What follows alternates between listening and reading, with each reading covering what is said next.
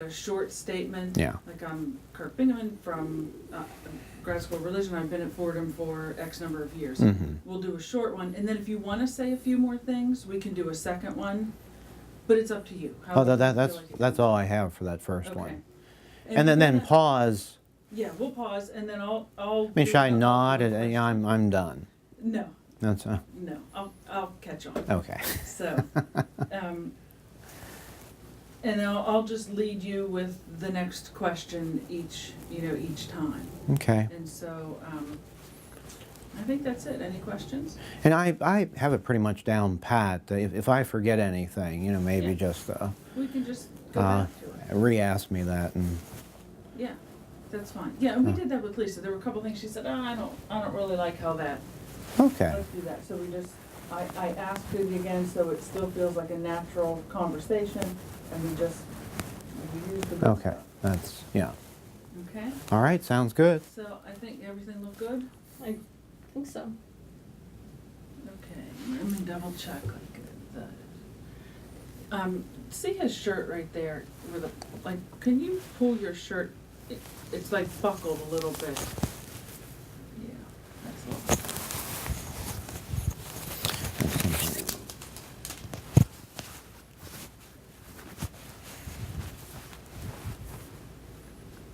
Yeah, I think that's better. Yeah. I mean, I can raise that No, up no, on. No, you're good. It was Okay. the jacket. Yeah, you're good. You're good now. Okay. Okay, great. So, go ahead and introduce yourself. Clap first Oh. and then. I'm Dr. Kirk Bingaman. I teach pastoral. No, that's. Can you ask that again, Deanie? Yeah. So go ahead and introduce yourself.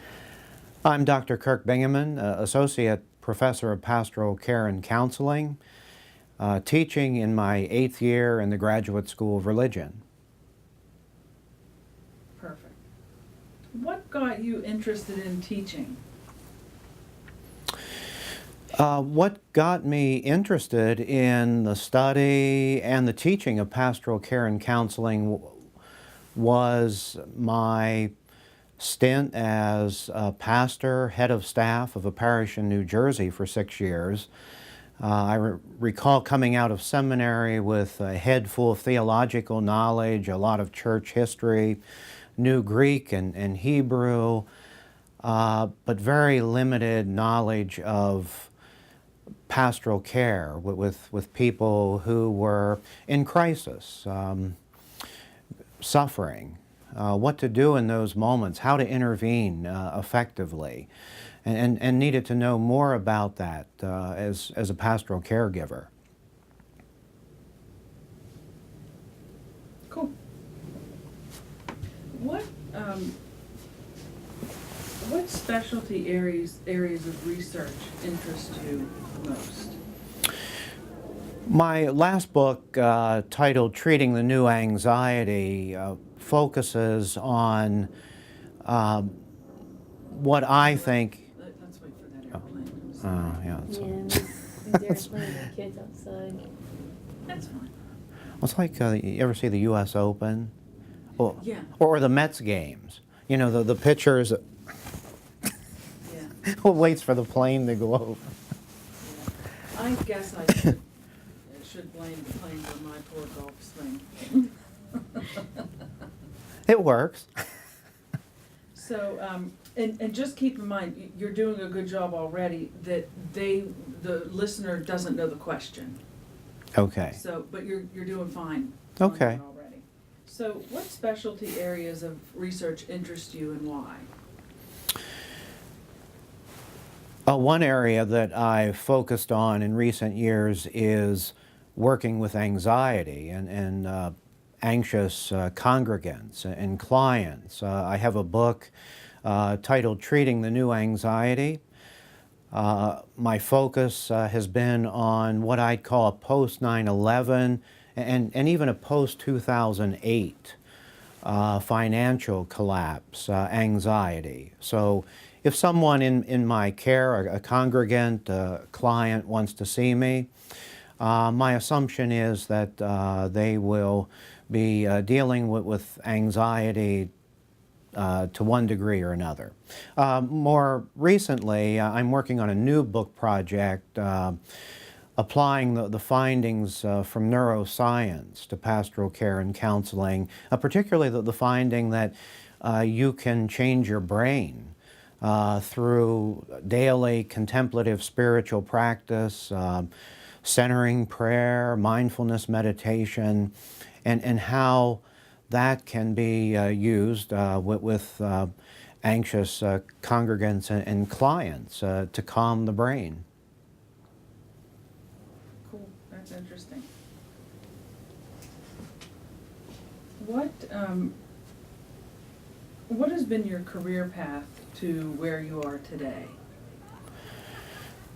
I've been in parish ministry, pastored a church for 6 years as head of staff, was one of the directors of a pastoral counseling center in California, and have been teaching in academia for 8 years. The one thing I'd add, before doing all of that, I worked in business and industry for 5 years in the 1980s and experienced economic downturn in which there were massive layoffs in the company. And it was a pretty good job, but I was part of the layoff, and I was in the unemployment line for a year. Before going off in the direction of seminary and ministry. So I know what it's like to go to that unemployment center and feel anxious about tomorrow.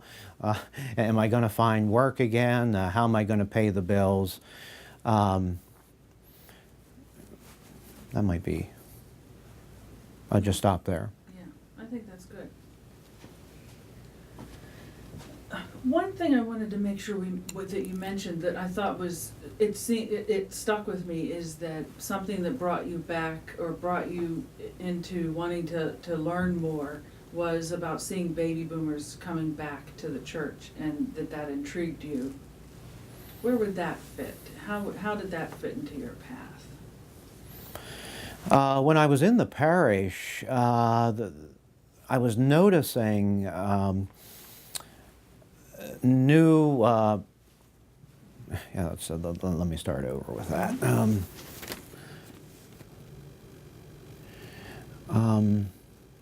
Which question is that, Deanie, or is that Well, just off the cuff? No, it's kind of, you said it when we talked about what Yeah. got you interested in teaching originally Okay. in our original conversation. Okay, uh-huh. That's kind of where your career path, how it led. When I was in the parish, my congregation was attracting new members, many of which were baby boomers with young children, and the interesting thing was that these boomers had not been in church in years until they had young children, and starting to think, well, how do I give them a spiritual foundation, religious grounding, when we don't have a faith community? So the one Washington Post writer put it this way: baby boomers are returning with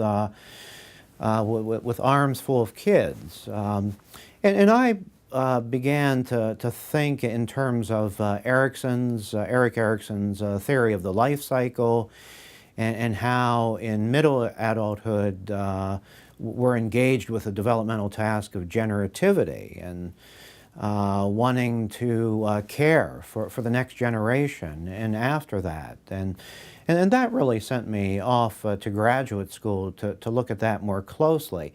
And I think it comes down to being very focused on people's lived experience in the present moment.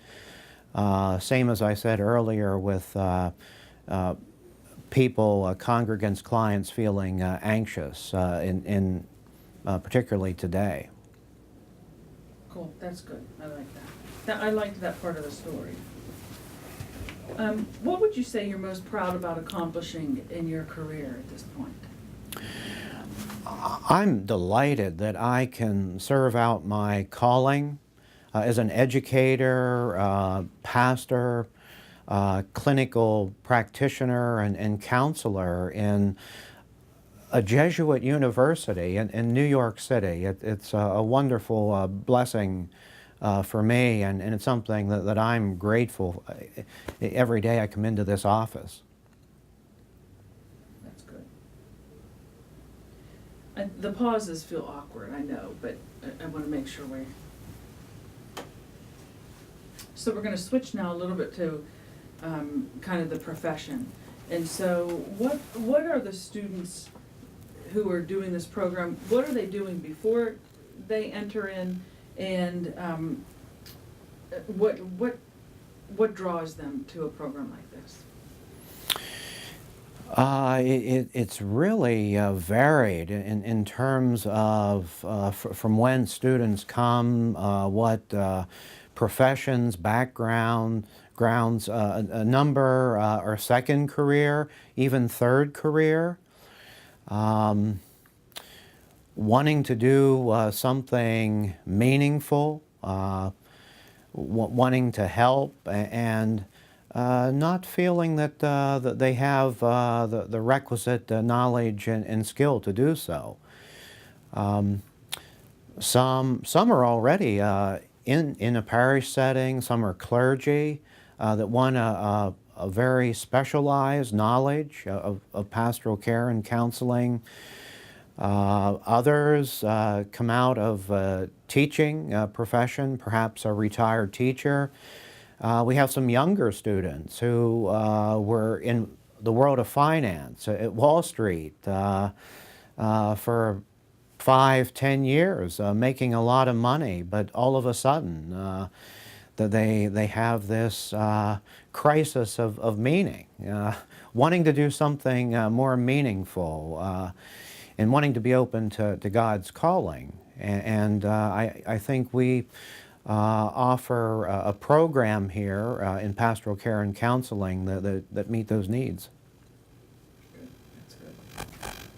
What can students do professionally with these degrees once they complete? Well, our one degree is 36 credit in pastoral care. It's offered fully online. And students can go back into the parish setting with a more specialized knowledge of pastoral care, skill set for intervening more effectively with congregants, clients, working in a hospital as a chaplain, as a school counselor, perhaps at a Jesuit high school in campus ministry for a diocese. We're seeing a trend with a shortage of priests that there is a real need for lay pastoral care, and we're getting some students who for their parish and or their diocese come to this program to be prepared to offer that service in their locale. Oh, let me say that then, for the 60 credit program in pastoral counseling, that offers a more specialized clinical focus in pastoral. Sorry about that. That's okay. It'll go to voicemail here. I'll start that over again. Mm-hmm. We just need to start from the 60. Yeah, I was segueing.